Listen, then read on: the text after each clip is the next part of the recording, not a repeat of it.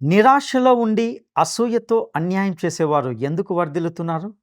విశ్వాసఘాతకులు ఎలా సుఖాన్ని పొందుతున్నారు అనే ప్రశ్నను మీరు కలిగి ఉన్నారా? ఈ విషయంలో దేవుని యొక్క ఆంతర్యం, ఉద్దేశం ఏమిటి? ఈ విషయాలను ఆలోచిద్దాం.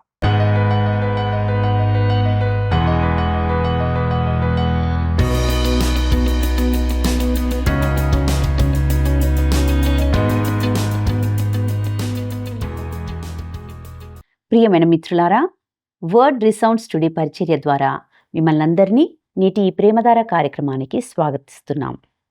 మీరందరూ దినదినము దేవునిలో ఎదుగుతూ దేవుని పరిచర్యకు మరియు ఇతరులకు ఆశీర్వాదకరంగా ఉన్నారని తలస్తున్నాం.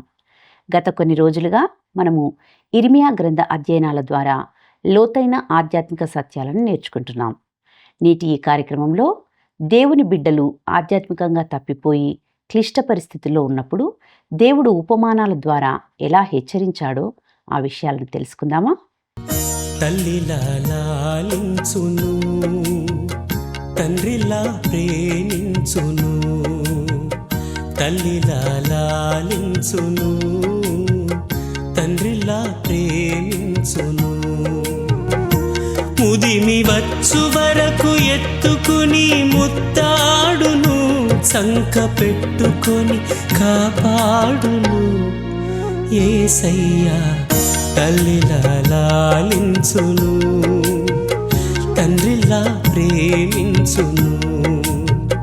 తల్లిలా లాలించును, తండ్రిలా ప్రేమించును.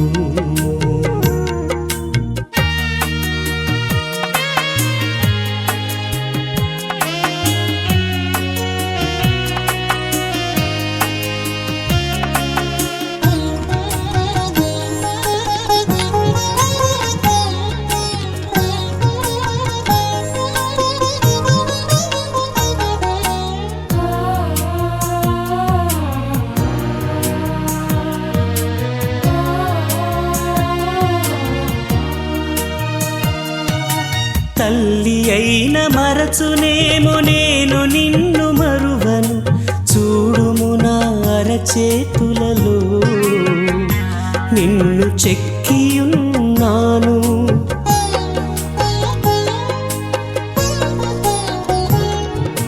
తల్లి అయిన మరచునేమో నేను నిన్ను మరువను, చూడుము నా అరచేతులలో నిన్ను చెక్కియున్నాను. నీ పాదము తొట్టిల్లనీయను నేను, నిన్ను కాపాడువాడు కునుకడు నిదురపోడు అని చెప్పి వాగ్దానం చేసిన యేసయ్యా తల్లిలా లాలించును, తండ్రిలా ప్రేమించును. తల్లిలా లాలించును, తండ్రిలా ప్రేమించును.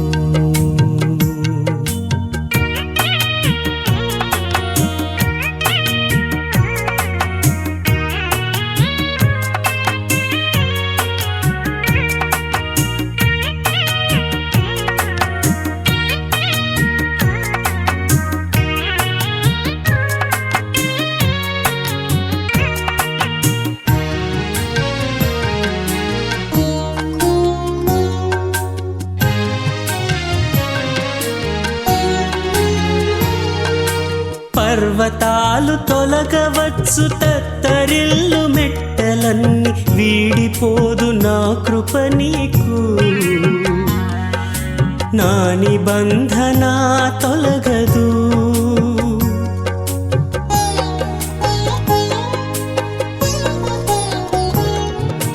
పర్వతాలు తొలగవచ్చు, తత్తరిల్లు మెట్టలన్నీ వీడిపోదు నా కృప నీకు. నా నిబంధన తొలగదు. దిగులు పడకు, భయపడకు, నిన్ను విమోచించెదా. నీదు భారమంత మోసి నాదు శాంతి నొసగెదా అని క్రీస్తునందు ప్రియమైన ప్రేమధార టీవీ వీక్షకులందరికీ మన ప్రభువును రక్షకుడైన యేసు క్రీస్తు సాటిలేని నామంలో శుభములు తెలియజేస్తున్నాం. నేటి మన ఈ పాఠంలో ఇర్మియా గ్రంథము 12 నుండి 14 అధ్యాయాలను ధ్యానించుకోబోతున్నాం. ప్రియులారా, 12వ అధ్యాయానికి వచ్చేటప్పటికి యూదా దేశంలోనికి చాలా చెడు కాలం ప్రవేశించిందని గ్రహిస్తాం. ఇక వారికి మిగిలిన ఏకైక కాంతి ఈ ఇర్మియా ప్రవక్త మాత్రమే. ఒకవైపు యోషియా చంపబడ్డాడు. ఇర్మియా తన స్వగ్రామాన్ని వదిలి వెళ్లాల్సి వచ్చింది. దుష్టులైన మనుషులు సింహాసనాన్ని అధిష్ఠించారు. పరిస్థితులు మరింత దిగజారుతున్నట్లు కనిపిస్తుంది. ఈ సమయంలో ఇర్మియా మరియు ప్రతి నిజాయితీ గల క్రైస్తవుడు కూడా తన హృదయంలో సందేహాలను కలిగి ఉంటాడు. సహజంగానే చీకటి ఆలోచనలు అతని మనసులోకి వస్తాయి. దేవుని విషయాల కోసం నిలిచిన ప్రతి సేవకుడు కూడా దేవుడు కొన్ని విషయాలను ఎందుకు అనుమతిస్తాడో, దేవుడు ఎందుకు తగిన చర్య తీసుకోడో అని ఆలోచిస్తూ ఆశ్చర్యపోతుంటారు. ఇర్మియా లాంటి నమ్మకమైన సేవకులు చుట్టూ చూసి మంచి వ్యక్తులు బాధపడడాన్ని గమనిస్తుంటారు. అత్యంత ఆధ్యాత్మిక వ్యక్తులు ఇతరుల కంటే ఎక్కువ ఇబ్బందులను ఎదుర్కొంటున్నట్లు కనిపిస్తుంది. దేవుడు ఇది ఎందుకు అనుమతిస్తాడో అని మనం కూడా ఆశ్చర్యపోతుంటాం. దావీదు కూడా ఇలాంటి పరిస్థితులను చూసినప్పుడు దేవుణ్ణి ఈ విధంగా అడిగాడు. కీర్తనలు 37:35 భక్తిహీనులు ఎంతో ప్రబలియుండుట నేను చూచియుంటిని, అది మొలచిన చోటనే విస్తరించిన చెట్టు వలె వాడు వర్ధిల్లియుండెను. ఇప్పుడు ఇర్మియా ప్రభుతో మాట్లాడుతున్న విషయాన్ని గమనిద్దాం. ఇర్మియా గ్రంథము 12వ అధ్యాయము మొదటి 2 వచనాలు. యెహోవా, నేను నీతో వాదించినప్పుడు నీవు నీతిమంతుడవుగా కనబడదు, అయినను న్యాయము విధించుటను గూర్చి నేను నీతో మాట్లాడుదును. దుష్టులు తమ మార్గంలో వర్ధిల్లనేలా, మహావిశ్వాసఘాతకులు సుఖింపనేలా? నీవు వారిని నాటుచున్నావు, వారు వేరు తనుచున్నారు, వారు ఎదిగి ఫలములనిచ్చుచున్నారు. వారి నోటికి నీవు సమీపంగా ఉన్నావు, కానీ వారి అంతరింద్రియములకు దూరంగా ఉన్నావు. ప్రభువా, వారు నీ గురించి మాట్లాడతారు, కానీ వారు నీకు దూరంగా ఉన్నారు, మరియు వారు ఫలవంతులవుతున్నారు. నువ్వు ఎందుకు దీన్ని అనుమతిస్తున్నావు అనేది ఇర్మియా ప్రశ్న. ఇది మన ప్రశ్న కూడా. మనం కూడా ఈరోజు దేవుణ్ణి అడగవచ్చు, ప్రభువా, నువ్వు ఎందుకు దీన్ని అనుమతిస్తావు? అయితే మనకు సమాధానం రాదు. మరియు ఇర్మియా లేదా దావీదు కూడా సమాధానము వెంటనే వారికి వచ్చిందని నేను అనుకోను. దేవుడు దుష్టులను ఫలవంతులుగా అవడానికి అనుమతిస్తాడు. వారు మొలచిన చోటనే విస్తరించే చెట్టు వలె వ్యాపిస్తున్నట్లు మనం చూస్తాం. మంచి దేవుని సేవకులను బలపరిచి మద్దతు ఇవ్వడానికి నిజంగా ఆసక్తి ఉన్నవారిని దేవుడు ఎందుకు ఫలవంతులుగా చేయడు అని మనం అడిగితే మనకు సమాధానం దొరకకపోవచ్చు. ఇక ఇర్మియా గ్రంథము 12వ అధ్యాయము 3వ వచనాన్ని గమనిద్దాం. యెహోవా, నీవు నన్నెరిగి ఉన్నావు, నన్ను చూచుచున్నావు. నా హృదయము నీ పట్ల ఎట్లున్నది నీవు శోధించుచున్నావు. వధకు ఏర్పడిన గొర్రెలను వలెను వారిని హతము చేయుము, వధ దినమునకు వారిని ప్రతిష్ఠించుము. ప్రియులారా, ఇక్కడ ఇర్మియా దేవునితో అంటున్నాడు, నీవు వారిని ఎందుకు తీర్పు తీర్చడం లేదు? నిజంగా తీర్పు తీర్చబడాల్సిన వారు వీరే కదా. ఇక ఇర్మియా గ్రంథము 12వ అధ్యాయము 4వ వచనాన్ని గమనిద్దాం. భూమి ఎన్నాళ్ళు దుఃఖింపవలెను, దేశమంతటిలోని గడ్డి ఎన్నాళ్ళు ఎండిపోవలెను? అతడు మన అంతము చూడడని దుష్టులు చెప్పుకొనుచుండగా, దేశంలో నివసించు వారి చెడుతనము వలన జంతువులను పక్షులను సమసిపోవుచున్నవి. ఇంతకీ ఈ భూమి ఎంతకాలము దుఃఖించును అంటే, ప్రభువా, నీవు ఎందుకు చర్య తీసుకోవడం లేదు అని అడిగితే నాడు ఇర్మియాకు, నేడు మీకు, నాకు దేవుని సమాధానం ఒకటే. దానిని మనం అంగీకరించాల్సిందే. ఇదే మనకు ఉత్తమమైనది. దేవుడు అంటున్నాడు, నేను ఏమి చేస్తున్నానో నాకు తెలుసు, నువ్వు నన్ను నమ్మి విశ్రాంతి తీసుకో. ఈ వాక్య భాగాన్ని ఇర్మియా ప్రారంభించినప్పుడు ఏమన్నాడో ఒకసారి గుర్తించుకోండి. ప్రభువా, నీవు నీతిమంతుడవే. నా ప్రియ స్నేహితుడా, దేవుడు ఈరోజు ఏమి చేస్తున్నాడో అది మనకు విచిత్రంగా అనిపించినా అది మన కొరకు సరైనదే. మనం ఒకరోజు దాన్ని చూడగలం, అర్థం చేసుకోగలం. ఇక్కడే మన విశ్వాసం పనిచేయాలి. మనము వెలిచూపు వలన కాకుండా విశ్వాసంతో నడుస్తాం. ఇలాంటి పరిస్థితుల్లో ఇర్మియా మాత్రమే దేవుని కొరకు నిలిచాడు. భ్రష్టుడైన రాజు యెహోయాకీము సింహాసనంపై ఉన్నాడు. పరిస్థితులు మరింత దిగజారుతుండగా అతడు ఏమి జరగబోతుందో అని ఆలోచిస్తున్నాడు. అయితే దేవుడు అప్పటికే ఇర్మియాకు పరిస్థితిని తానే జాగ్రత్తగా చూసుకుంటానని హామీ ఇచ్చాడు. ఇర్మియా గ్రంథము 11వ అధ్యాయము 16వ వచనంలో ఇలా ఉంది. అది చక్కని ఫలము గల పచ్చని ఒలీవ చెట్టని యెహోవా నీకు పేరు పెట్టెను. గొప్ప తుఫాను ధ్వనితో దాని మీద మంట పెట్టగా దాని కొమ్మలు విరిగిపోచున్నవి. పౌలు రోమపత్రిక 11వ అధ్యాయంలో దీనిని సూచిస్తూ మంచి ఒలీవ చెట్టు కత్తిరించబడి వేరు చేయబడిందని చెప్పాడు. దేవుడు ఈ ప్రజలకు ఖచ్చితంగా అదే చేశాడు.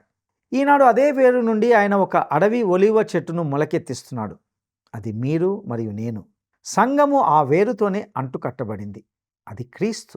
యెషయా గ్రంథము 53:2 ప్రకారము ఆయనే ఎండిన భూమి నుండి బయటకు వచ్చిన వేరు మరియు ఆయనే జీవాన్ని ఇస్తాడు. దేవుడు ఇర్మియాతో, నేను దీన్ని జాగ్రత్తగా చూసుకుంటాను, నేనే దీనితో వ్యవహరిస్తాను అని అంటున్నాడు.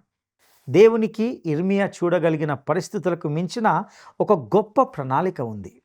ఇక ఇర్మియా గ్రంథము 12వ అధ్యాయము 5వ వచనాన్ని గమనిద్దాం. నీవు పాదచారులతో పరిగెత్తగా వారు నిన్ను అలయగొట్టిరు గదా. నీవు రౌతులతో ఎలాగూ పోరాడుదువు?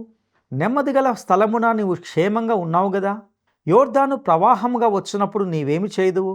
ఇక్కడ దేవుడు ఇర్మియాతో అంటున్నాడు, ఇర్మియా, ఇప్పుడు జరగబోయే వాటితోనే నీవు ఇంతగా కలత చెందుతుంటే ఇంకా నీవు అసలైంది ఏమి చూడలేదు. రానున్న రోజుల్లో పరిస్థితులు మరింతగా దిగజారుతాయి. ఇప్పుడే నీవు ఇంతగా కలత చెందుతుంటే అది నిజంగా మరింత చెడ్డదిగా అయినప్పుడు నీవేం చేస్తావు అని దేవుడు అంటున్నాడు. ప్రియ స్నేహితులారా, ఈనాడు పరిస్థితులు మనకు చెడ్డవిగా కనిపించవచ్చు, కానీ అవి మరింత దిగజారుతాయి. ఇట్టి అవగాహన జ్ఞానం మనల్ని దేవునికి దగ్గరగా నడిపిస్తుందని భావిస్తున్నాను.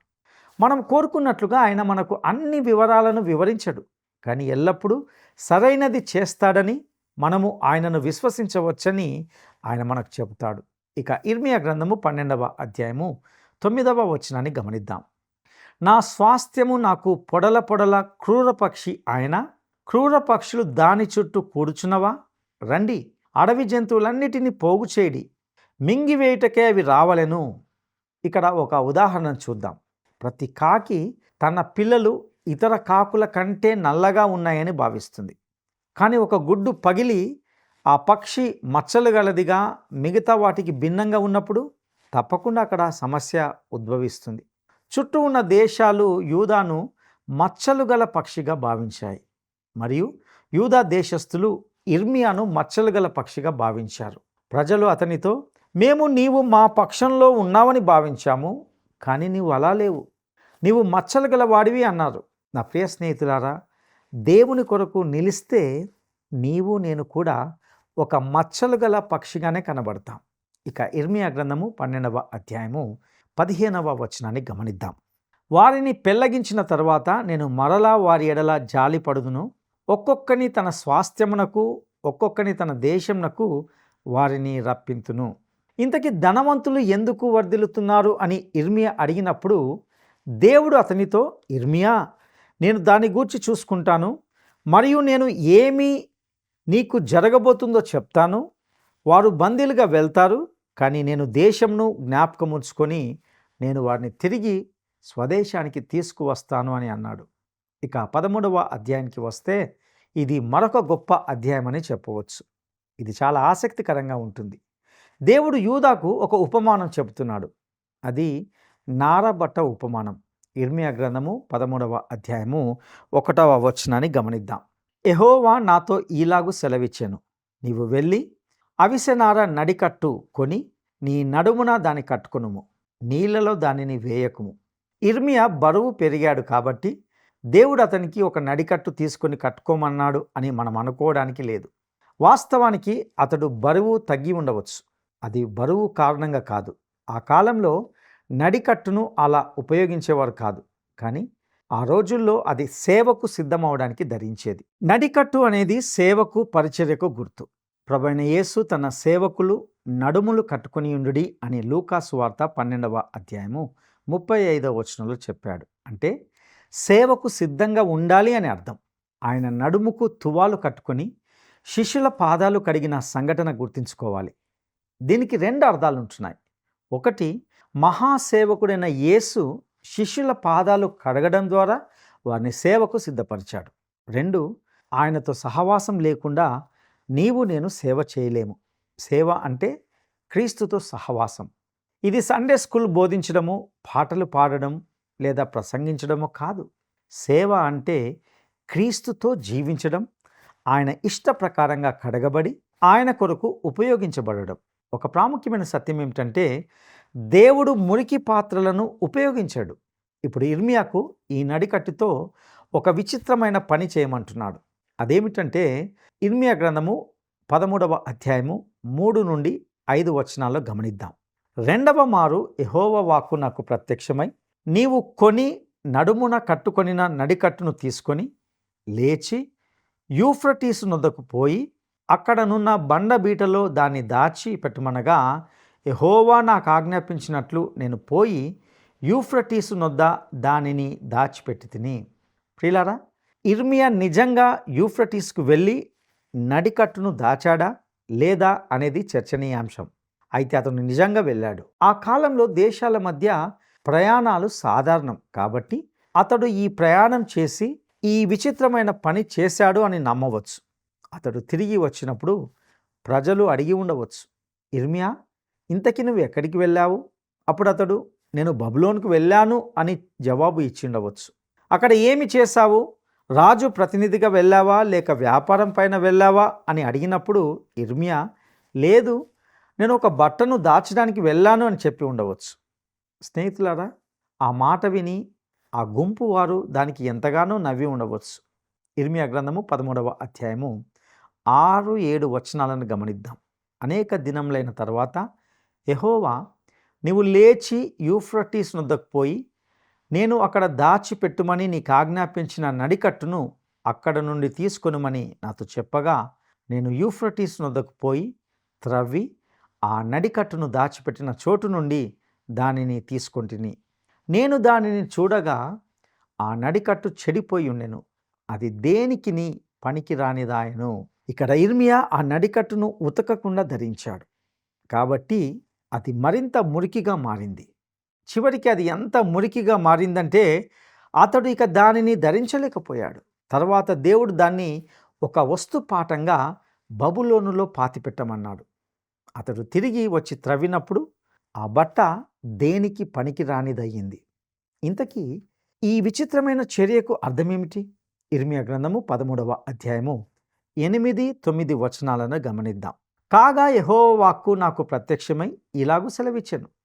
యెహోవా ఈ మాట సెలవిచ్చుచున్నాడు, ఈ విధంగానే యూదావారి గర్వమును యెరూషలేము నివాసుల మహాగర్వమును నేను భంగపరచుదును.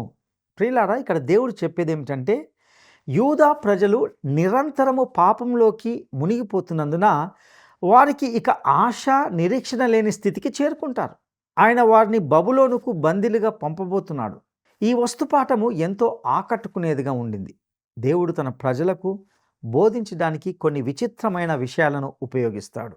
ఇక ఇర్మియా గ్రంథము 13వ అధ్యాయము 16వ వచనాన్ని గమనిద్దాం. ఆయన చీకటి కమ్మజేయక మునిపే, మీ కాళ్ళు చీకటి కొండలకు తగులక మునిపే, వెలుగు కొరకు మీరు కనిపెట్టుచుండగా ఆయన దాని గాఢాంధకారముగా చేయక మునిపే, మీ దేవుడైన యెహోవా మహిమ గలవాడని ఆయనను కొనియాడుడి. ప్రియులారా, దేవుడు తన ప్రజలతో ఇప్పుడు రాత్రి సమయం కావస్తుంది, చీకటి పడుతుంది, మీరు పర్వతాల్లో తప్పిపోయినందున ఎక్కడికి వెళ్ళాలో తెలియదు అని చెప్తున్నాడు. అయినప్పటికీ ఆయన వారిని తన వైపు తిరిగి రమ్మని కోరుతున్నాడు. ఇక ఇర్మియా గ్రంథము 13వ అధ్యాయము 19వ వచనాన్ని గమనిద్దాం. దక్షిణ దేశ పట్టణములు మూయబడి ఉన్నవి, వాటిని తెరవగల వాడెవడును లేడు. యూదా వారందరూ చెరపట్టబడేది, ఏమీ లేకుండా సమస్తము కొనిపోబడెను. దేవుడు వారికి సరిగ్గా ఏమి జరగబోతుందో చెప్పాడు. ఆయన ఏమి చేయబోతున్నాడో చాలా స్పష్టంగా తెలియజేశాడు. ఇక ఇర్మియా గ్రంథము 13వ అధ్యాయము 23వ వచనాన్ని గమనిద్దాం. కూషు దేశస్థుడు తన చర్మాన్ని మార్చుకోగలడా? చిరుతపులి తన మచ్చలను మార్చుకొనగలదా? మార్చుకొనగలిగిన ఎడల కీడు చేయుటకు అలవాటు పడిన మీరును మేలు చేయ వల్లపడును. రక్షించబడని వ్యక్తి మంచిని చేయడం అసాధ్యం. అన్ని మంచి పనులు చేసేవారు వాస్తవానికి దేవుణ్ణి ఎంతమాత్రము సంతోషపరచలేకపోతున్నారు. ఒక వ్యక్తి తన పనిని ప్రభువైన యేసు క్రీస్తు పేరట ఆయన మహిమ కోసం, ఘనత కోసం చేయనంత వరకు అతడు కేవలం స్వార్థ కారణాలతో తన కోసమే పనిచేస్తున్నాడు. చెడ్డ హృదయం నుండి నిజమైన మంచితనం అంటూ రాదు. ఇంతవరకు ఇర్మియా యోషియా రాజు పరిపాలనలో ప్రవచిస్తూ వచ్చాడు. ఇప్పుడు మనం అతన్ని యెహోయాకీము రాజు కాలంలో ప్రవచించడాన్ని చూస్తాం. రాజైన యోషియా తన పరిపాలన చివరి కాలంలో ఒక అతి మూర్ఖమైన పని చేశాడు. అతడు ఐగుప్తు ఫరో నెకోతో యుద్ధం చేశాడు. మెగిద్దోలో యోషియా చంపబడ్డాడు. ఇర్మియా అతని కోసం దుఃఖించాడు. వాస్తవానికి అతడు అతని స్నేహితుడు. యోషియా మరణం తర్వాత దేశము మళ్ళీ విగ్రహారాధనలోకి దిగజారింది. నిజానికి దాని పతనం వేగంగా భయంకరంగా జరిగింది. ఈ భాగంలో మనం అదే చూస్తాం. మనము 14వ అధ్యాయంలోనికి వస్తున్నాం. ఇందులో దేవుడు దేశానికి ఇచ్చిన మొదటి హెచ్చరిక కరువు అని చూస్తాం. 14వ అధ్యాయము మొదటి 2 వచనాలను గమనిద్దాం. కరువు కాలమున జరిగిన దానిని గూర్చి ఇర్మియాకు ప్రత్యక్షమైన యెహోవా వాక్కు. యూదా దుఃఖించుచున్నది, దాని గుమ్మములు అంగలార్చుచున్నవి, జనులు విచారగ్రస్తులై నేలకు వంగుదురు, యెరూషలేము చేయు అంగలార్పు పైకెక్కుచున్నది. ప్రియులారా గమనించండి, ఈ కరువు చాలా తీవ్రమైనది. ఆహాబు రాజు కాలంలో కూడా ఒక కరువు వచ్చింది. అప్పుడు ఏలియా దేవుని సందేశకునిగా ఉన్నాడు. ఇప్పుడు మరి ఒక కరువు వచ్చింది. ఈసారి ఇర్మియా దక్షిణ రాజ్యమైన యూదాకు దేవుని సందేశకునిగా ఉంటున్నాడు. ఇక ఇర్మియా గ్రంథము 14వ అధ్యాయము 4-5 వచనాలను గమనిద్దాం. దేశములో వర్షము కురవక పోయినందున నేల చీలి ఉన్నది గనుక సేద్యము చేయువారు సిగ్గుపడి తలలు కప్పుకొనుచున్నారు. లేళ్ళు పొలములో ఈని గడ్డి లేనందున పిల్లలను విడిచిపెట్టుచున్నవి. ప్రియులారా, ఈ వచనాలను గమనించారా? ఒకవైపు వర్షం లేక భూమి నిస్సారమైనది, బీటలు వారింది. మరొక వైపు నీరు లేక, మేత లేక పశువులు కూడా తమ పిల్లలను వదిలేస్తున్నాయి. ఇది పిల్లకు తల్లికి మరణాన్ని తెస్తుంది. ఇవన్నీ దేవుడు వారిని శిక్షిస్తున్నాడనే వాస్తవాన్ని తెలియజేస్తున్నాయి. ఇది లేఖనాల్లో ప్రస్తావించబడిన 13 కరువుల్లో ఒకటి. మరియు అవన్నీ కూడా దేశం మీద దేవుడు పంపిన తీర్పులై ఉన్నాయి. భూమి ఎండిపోయి ఫలించినట్లే ప్రజల జీవితాలు కూడా నిస్సారమయ్యాయి. ఎందుకంటే వారు జీవజలాన్ని తిరస్కరించారు. భౌతికంగా భూమికి జరుగుతున్నదే ఆధ్యాత్మికంగా వారి హృదయాలకు కూడా జరుగుతుందని దేవుడు వారికి చూపిస్తున్నాడు. ఇక ఇర్మియా ప్రజల పాపాలను ఒప్పుకోవడానికి దేవుని వద్దకు వెళ్తున్నట్లుగా గమనిస్తాం. ఇర్మియా గ్రంథము 14వ అధ్యాయము 7వ వచనాన్ని గమనిద్దాం. యెహోవా, మా తిరుగుబాటులు అనేకములు, నీకు విరోధంగా మేము పాపం చేస్తుమి. మా దోషములు మా మీద దోషారోపణ చేయుచున్నవి. నీ నామమును బట్టి నీవే కార్యమును జరిగించుము. ఇక్కడ గమనించారా? ఇర్మియా తన ప్రజలతో కలిసి తాను కూడా పాపుల్లో ఒకడని ఒప్పుకుంటున్నాడు. ఇక్కడ తనలో ఏమి గర్వం లేదు. అతడు ప్రజల పట్ల ఎటువంటి విమర్శక దృష్టిని చూపించడం లేదు. ఇర్మియా ఇక్కడ మేము ఆధ్యాత్మికంగా వెనుకకు జారిపోయాము, మేము పాపం చేశాము అని అంటున్నాడు. దేవుని ప్రజలు ఇతరులను విమర్శించడం చాలా సులభం. వారు లూకా సువార్త 18వ అధ్యాయము 11-12 వచనాల్లో మన ప్రభు అయిన యేసు చెప్పిన పరిసయ్యుని ప్రార్థనలాగా ప్రార్థిస్తారు. అలాంటి వారు, దేవా, నేను చాలా మంచివాడనైనందుకు నీకు కృతజ్ఞతలు. నేను ఒక ప్రత్యేకమైన క్రైస్తవుణ్ణి. నేను ఇది చేస్తాను, అది చేయను, ఫలానా వ్యక్తి మంచివాడు కాదని, ఫలాని స్త్రీ నీకోసం ఏమి చేయదని అంటూ ప్రార్థిస్తుంటారు. ప్రియులారా, ఇలా చేయడం దేవుని ప్రజలతో ఐక్యపరచుకోవడం కాదు. ఇర్మియా అలాంటి ప్రార్థన చేయలేదని మీరు గమనించవచ్చు.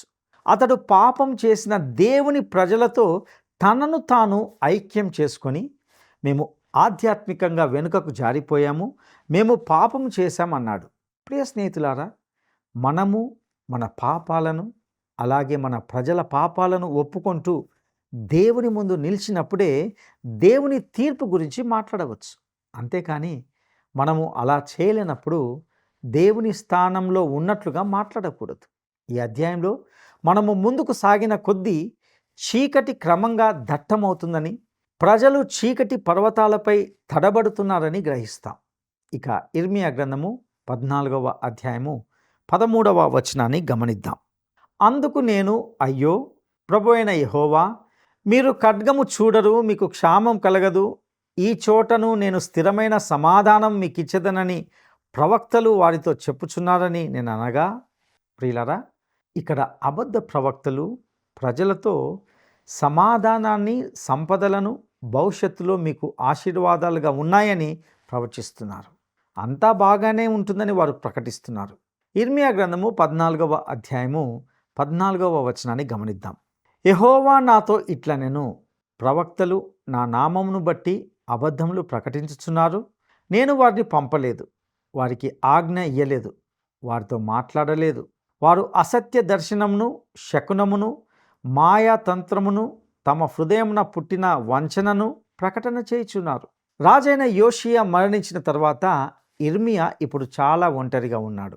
అతడు, నేను సరైన సందేశం ఇస్తున్నానా లేక ఇతర ప్రవక్తలు చెప్తున్నదే సరైనదా అని ఆలోచిస్తున్నాడు. అతడు పూర్తిగా గందరగోళంలో ఉండి ఏది నమ్మలేని స్థితిలో ఉన్నప్పుడు దేవుడు అతనికి ధైర్యం కలిగిస్తున్నాడు. ఈ అబద్ధ ప్రవక్తలు మోసం చేస్తున్నారు, నేను వారిని పంపలేదు, నీవు ఒక్కడవే నా సందేశాన్ని ఇస్తున్నావు అని దేవుడు అంటున్నాడు. ఇది ఇర్మియాను మళ్ళీ సవాలుల మధ్యకు నెట్టివేస్తుందని మీరు గ్రహించాలి. ఇర్మియా గ్రంథము 14వ అధ్యాయము 17వ వచనాన్ని గమనిద్దాం. నీవు వారితో చెప్పవలసిన మాట ఏదనగా, నా జనుల కన్యక గొప్ప ఉపద్రవం వలన పీడింపబడుచున్నది, ఘోరమైన గాయం నొంది ఉన్నది, దివారాత్రము మానక నా కనుల నుండి కన్నీరు కారుచున్నది. ఈ సందేశము ఇర్మియా హృదయాన్ని పూర్తిగా విరిచివేసింది. అతడు తన ప్రజలకు ఈ మాటలు చెప్పేటప్పుడు ఏడుస్తున్నాడు. దేవుడు తన హృదయం కూడా విరిగిపోతున్నదని ప్రజలకు తెలియజేయాలనుకున్నాడు. ఇర్మియా కేవలము దేవుని నుండి సందేశాన్ని మాత్రమే కాకుండా ఆయన భావాలను కూడా వ్యక్తం చేస్తున్నాడు. మనమందరము గ్రహించవలసిన విషయం ఏమిటంటే, మనమంతా దేవునికి సాక్షులం. మనము దేవుని పిల్లలైతే మనం ఆయనకు సాక్షులుగా ఉన్నాము. మన జీవితాల ద్వారా ఏదో ఒక సందేశం ఇస్తున్నాం. మనము దేవుని వాక్యాన్ని ప్రకటించేటప్పుడు మన జీవితాలు దానికి అనుగుణంగా ఉండేలా జాగ్రత్త పడాలి. మనము చల్లబడిన హృదయంతో దేవుని మాటలు చెప్పకూడదు. దానిలో భావోద్వేగం ఉండాలి. లేకపోతే మనలో ఏదో తీవ్రమైన లోపం ఉందని మనం గ్రహించాలి. ప్రియ సహోదరుడా, సహోదరి, ఈ సత్యాలు మీ జీవితాలకు అర్థవంతంగా ఉన్నాయా? అట్టి కృప దేవుడు మీకు దయచేయునుగాక. దైవాశీస్సులు.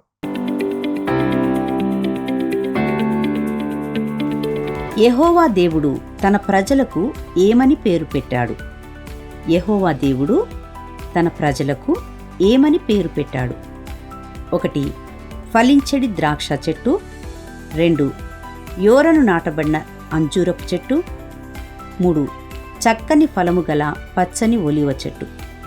ఈ ప్రశ్నకు సరైన జవాబును ఈ వాట్సాప్ నంబర్కు పంపండి. మా వాట్సాప్ నంబర్ 9399952570.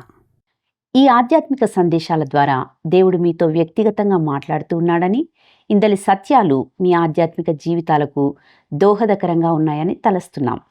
మీ అభిప్రాయాలు, సందేహాలు, ప్రార్థన మనవులు మాతో పంచుకుంటారు కదూ. ఈ స్క్రీన్ మీద ఉన్న ఫోన్ నంబర్ ద్వారా మమ్మల్ని సంప్రదించగలరు. మేము మీ కొరకు క్రమంగా ప్రార్థిస్తున్నాం. సర్వశక్తిమంతుడైన దేవుడు మీకు తోడైండునుగాక. ఆమేన్. ఈ కార్యక్రమం మీకు నచ్చిందా? అయితే వెంటనే మిస్డ్ కాల్ ఇవ్వండి. బహుమతి పొందే విజేత మీరే కావచ్చు.